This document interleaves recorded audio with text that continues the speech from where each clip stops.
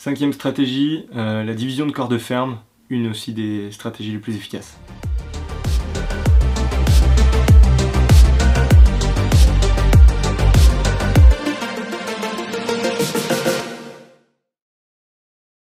Pourquoi la stratégie corps de ferme? Parce que comme on entend, corps de ferme, ça veut dire beaucoup de mètres carrés. Beaucoup de mètres carrés veut dire forcément potentiellement beaucoup de chiffre d'affaires à la sortie. Ok, c'est logique parce que un corps de ferme qui va avoir la maison de 150 mètres carrés plus des bâtiments pour 400-500 mètres carrés, tout de suite tu vas multiplier ton prix de vente, donc j'en sais rien, de 2000, 3000, 4000 suivant le secteur, fois ton nombre de mètres carrés. Donc plus c'est grand, plus potentiellement tu as un chiffre d'affaires important. Mais tu vas me dire, ouais t'es gentil Seb, mais moi aller sur un truc énorme avec je sais pas combien de mètres carrés c'est compliqué. Parce que je démarre, j'ai pas une grosse trésorerie, etc. Mais justement, l'avantage du corps de ferme est là. Parce que souvent, les corps de ferme sont trop gros par rapport au prix de vente local. Donc c'est-à-dire que tu évinces déjà de la concurrence, il y a moins de monde. Un particulier ne va pas aller acheter un corps de ferme, t'as toujours l'exception, hein, mais il y a moins de particuliers qui veulent acheter un gros corps de ferme à entretenir que d'investisseurs ou de marchands. Donc du coup tu restes entre professionnels. Et surtout, du coup les professionnels ils sont comme toi, ils savent analyser le bien, donc ils vont pas faire d'offres trop au-dessus du marché, etc. Donc globalement t'es dans la maîtrise du prix. Et souvent ces corps de ferme sont plutôt moyennement entretenu parce que trop grand, pas parce que les gens ne veulent pas s'en occuper, mais parce que c'est tellement grand que du coup on a délaissé ci, on a délaissé ça. Et en fait toi quand tu vas amener ta compétence, travaux, techniques, etc., tu vas avoir vraiment des problèmes à résoudre que tu vas maîtriser, et du coup tu vas pouvoir en face de ça vraiment faire baisser le prix par rapport face au mètre carré. Et c'est là où on se retrouve très régulièrement sur des prix d'achat mètre carré qui vont être je te prends un exemple, mon dernier corps de ferme, je fais l'achat-revente là en mai, mais on doit l'acheter vers les 250 € le mètre carré, là où la ville tourne plutôt à 2007 du mètre carré. Donc très facilement, 250 € le foncier, tu rajoutes au ratio 1500, allez 1800 € du mètre, tu arrives à 2000, il te reste de 2000 à 2007 du mètre carré pour réaliser ta marge. C'est vraiment important à comprendre donc pourquoi ils sont intéressants. Ensuite tu vas me dire, ouais mais donc quand on met tout bout à bout, on va arriver sur des prix entre l'achat, la rénovation, et du coup tous les coûts induits de permis de construire, de maîtrise d'œuvre, etc. à des montants importants. Alors oui c'est vrai si tu fais tout. Et en plus de ça, tu vas avoir les problèmes de TVA. Parce que si tu rénoves totalement un corps de ferme, tu peux être sûr que tu vas être qualifié à la TVA sur prix total, hormis exception, mais bon, et du coup, en plus, le dossier va pas être intéressant et tu vas vraiment te transformer comme un promoteur. Là. Du coup, tu vas rendre le corps de ferme à l'état neuf et ça devient pas intéressant. Alors qu'est-ce que ça veut dire? Ça veut dire que, non, là, tu dois simplement appliquer des décotes sur le prix, c'est-à-dire que tu appliques ta division, alors que, encore une fois, une division de corps de ferme, tu essayes de faire une division verticale. Pourquoi je demande une division verticale? Pour vraiment avoir aucune partie commune, en tout cas pas intérieure, ensemble. Pourquoi? Parce que sinon, avant de vendre, soit tu passes sur le système de la VIR, de la vente d'immeubles à rénover, et en gros, c'est le même système que la promotion, ok, donc tu vends sur plan. Ce que je t'invite pas à faire, c'est un projet compliqué, on en parlera dans une prochaine vidéo, mais tu vas vraiment diviser verticalement et ne pas mettre les habitations en copropriété. Tu vas me dire à quoi ça sert, etc. Et bien ça te permet en fait de très vite commercialiser, parce que tu as juste à séparer les volumes. Alors bien sûr, il faut avoir les accords de l'urbanisme, etc. Mais une fois que tu as les accords de l'urbanisme, tu as juste à séparer les volumes, et ensuite tu peux commercialiser. Parce que tu peux faire ton état descriptif de division, vendre à la découpe ton corps de ferme. Et là tu vas me dire, ah mais du coup tu fais pas les travaux à l'intérieur? Mais non, en fait c'est ça la force du corps de ferme, c'est-à-dire que après il faut... Enfin, on en parlera après pour le cibler, mais tu divises tes volumes et ensuite tu vends à des potentiels investisseurs ou résidences principales qui souhaitent eux-mêmes acquérir le bien et faire les travaux.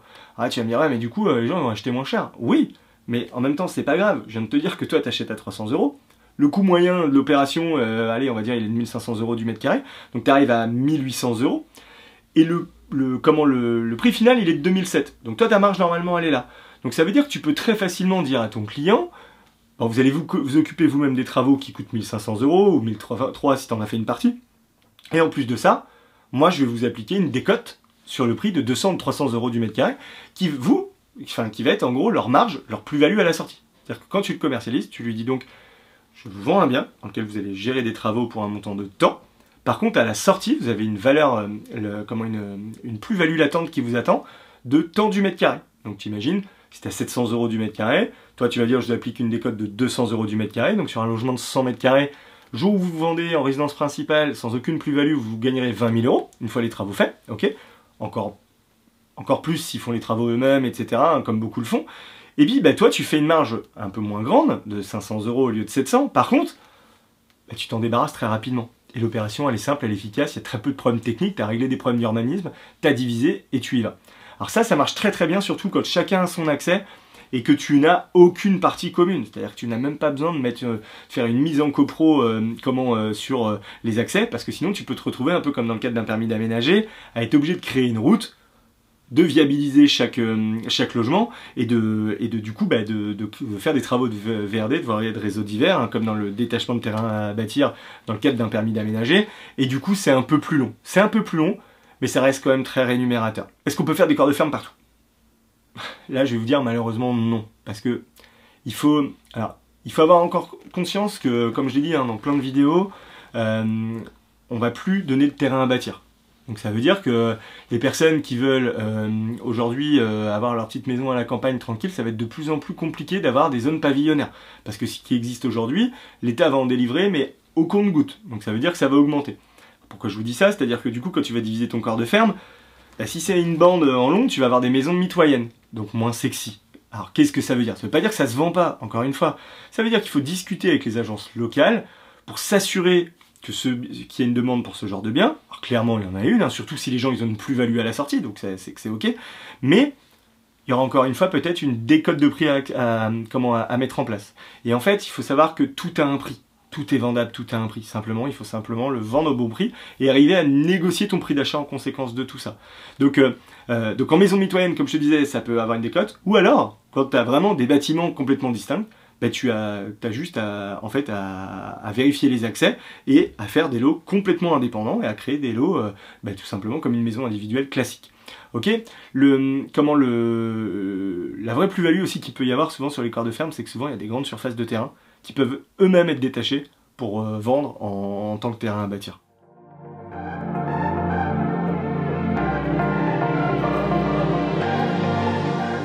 Tu vas appliquer la décote qui va en face de la problématique que tu fais porter à ton acquéreur. Ok, c'est-à-dire que si tu lui fais faire juste des aménagements intérieurs, à toi de lui amener ton réseau d'artisans, de maîtres d'œuvre, etc. pour qu'il se sente en sécurité s'il ne maîtrise pas. Okay, si par contre il y a toute la toiture à refaire, il commence à y avoir des projets un peu lourds, ça je t'engage à quand même essayer de les gérer toi-même en fait, plus tu vas gérer des grosses problématiques toi-même, moins tu vas appliquer de décote sur ta marge finale. Donc, encore une fois, où est-ce que tu en es dans ton stade de marchand en tant qu'entrepreneur? Est-ce que tu as besoin d'aller vite? Est-ce que tu n'es pas pressé? Est-ce que? Et puis ensuite, tu prends tes décisions. Ok? Faut toujours avoir en tête, gestion d'opportunité, on modélise l'opération, on regarde si elle est rentable. Donc ça marche, voilà, tu modélises, tu mets tes lignes, etc. Tu regardes là où tu peux agir, etc. Et après, gestion de risque. Et gestion de risque, c'est quoi? C'est est-ce que j'ai un risque à vendre en l'état, ou enfin de ne pas commercialiser en l'état? Non, parce que le bien, tout est en plancher béton, c'est juste des aménagements, je mets une décote de prix, c'est ok? Ou non, il y a toute la toiture à refaire, on est dans un endroit paumé dans la pampa où il y a plein de biens à vendre. Bon, là, c'est même, est-ce que je me positionne, est-ce que je me positionne pas? Tu vois, encore une fois, c'est vraiment une identification de tout ça. Et en face de chaque risque, tu mets un plan d'action. Une décote de prix, je fais les travaux, enfin voilà, tu vois, puis chaque fois tu mets une action en face de tout ça.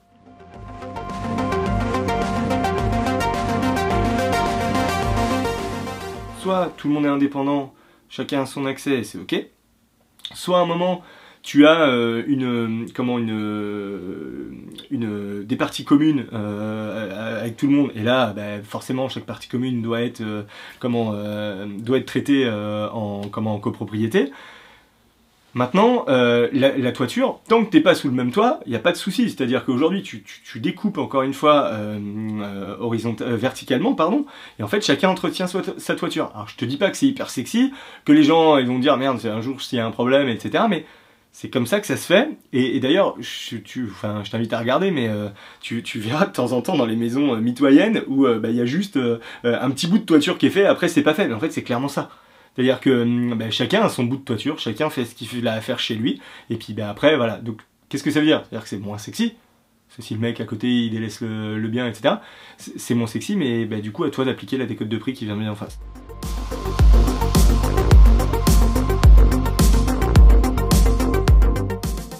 C'est plus facile à trouver parce que t'as bien compris tout ce que je viens de te dire et que du coup tout le monde peut pas se positionner. Donc en fait, la première recherche, c'est le on-market comme d'hab avec tes routines habituelles. La deuxième, c'est ton off-market en définissant une cible sur laquelle tu te sens capable d'aller. Moi, je cherche un corps de ferme d'environ tant de mètres carrés avec un prix max de tant du mètre carré. Ok, donc ça permet à ton réseau de t'appeler quand il détecte ces opérations. Et le troisième point, c'est tout simplement de regarder le cadastre, de vérifier où est-ce qu'il y a des corps de ferme, tu fais ville par ville, et puis tu te déplaces, tu vas voir ce qui est abandonné, ce qui n'est pas abandonné, et puis ensuite tu fais, tu lances tout un tas de recherches pour avoir les propriétaires et pouvoir identifier le bien et puis te positionner. Bon, dans tous les cas de figure, ce qu'il faut retenir, c'est que c'est une stratégie efficace, qu'elle n'est pas si compliquée que ça parce qu'elle ne demande pas de réaliser des travaux énormes.